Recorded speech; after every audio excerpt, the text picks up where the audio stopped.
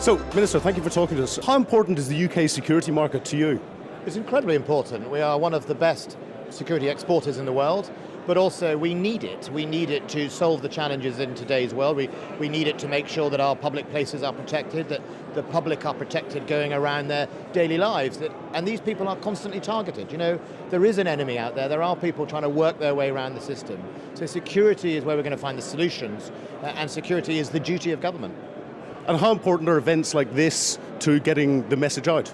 They're incredibly important. I mean, I think what we need to say and remind the rest of the world and industry is that Britain leads the way in this, and therefore why shouldn't we be having these exhibitions? We should have more of them, not less. We should be rightfully establishing our place alongside defence as a very important sector, but also a growth sector for the UK economy. And with Britain leading the way, obviously we've got Brexit coming up soon. How do you see that affecting the security industry? Well, I think it makes security even more important. One of the top priorities is going to be the integrity of our borders, whether that is digital or physical, and that is a sector that the security industry is going to have to help us with, and that the solutions are out there, but that's going to be really important. And with Brexit, with the election of President Trump, upcoming Italian referendum, the Austrian presidential election, the rhetoric we're hearing around the French and German presidential elections, do you see an isolationist revolution occurring? And if so, how is that going to impact security? I think what we're really seeing is a rapidly changing world, which we see in other parts of our lives. So it's rapidly changing now in politics, but it's been changing in industry. Industry isn't an old, slow monolith anymore. It has to constantly innovate and keep up. The way we communicate is constantly changing. I just think you're seeing that repeated in politics. And that's why it's even more important that people in their daily lives have security, because that's like a sort of rock that they can fasten themselves on. And that's what we as a government have to provide, and the industry has to provide alongside us.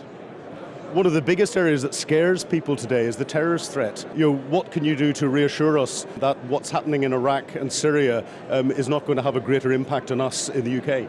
Well, they're certainly going to try and have a greater impact. And I think the investment we've done through the Strategic Defence and Security Review in 2015 and the ongoing funding, the increasing in the size of our security services, the maintaining of funding to our counter-terrorism police, and the desire to get new innovative technologies in to solve the problems are the direction of travel that this government has been going on and will continue to do so. And as long as we do that, we will help give ourselves the best chance. And I think that's the thing to remember, that security is never going to be perfect. We have to manage the public's expectations. We put a huge amount of investment. We work with some of the best professionals in the world. But in the end of the day, we have to prepare for when somebody does something. We have to then protect ourselves from when that person does something. And then we have to pursue them to make sure we catch them and make sure they don't do it again. But do you think in a liberal democratic society that we live in with our freedoms that we have to come to a point where we accept that there is an acceptable level of terrorism or terrorist risk? No, we don't ever accept anyone that thinks political violence is the way forward.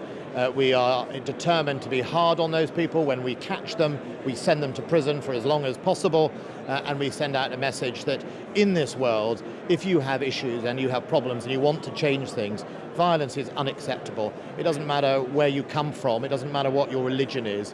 We are not going to tolerate violence, we're not going to tolerate the intimidation of people, and nor are we going to tolerate attacks on our economy, which will threaten all our livelihoods. And one of the biggest ways our economy is being attacked is through the cyber attacks. And I've just heard this morning of the National Lottery databases being breached. Can you expand a little bit on the government's cybersecurity policy and how that could potentially affect small companies? Well, first of all, the government through Cyber Aware is starting at the grassroots, which is the Cyber Aware campaign is teaching everyone personal security. Personal security is where this all starts, and we should all understand we have a duty and a responsibility in making sure we behave safely online, that we change our passwords, that we update our virus software. So that's at the user level, that's personal security. Other people have responsibility. The government has a responsibility to invest in making sure we coordinate our response to those type of cyber attacks, whether criminal or by hostile foreign states. And that's why I was delighted that in October, the National Cyber Security Center was effectively operational and up and running. We've got some of the best brains and technology in the world working on that and making sure that's coordinated across the whole of government and in conjunction with our critical national infrastructure. So at that level, we're starting to align the responses. I think it's very important. But there's another group of people who have a very real responsibility. They have a responsibility to their shareholders and they have a responsibility to their customers. And that is the CEOs of these companies. The government can do an awful lot and to investigate and pursue people who have tried to hack their databases, and recently we arrested some people linked to the recent 3G hack and make sure that we don't let them do it again. But the CEOs have a responsibility. They have an obligation to my data and your data to make sure they safeguard that, and security is not an afterthought. It should be a priority in the same way it's a government priority. Minister, thank you very much indeed for your time. My pleasure, thank you.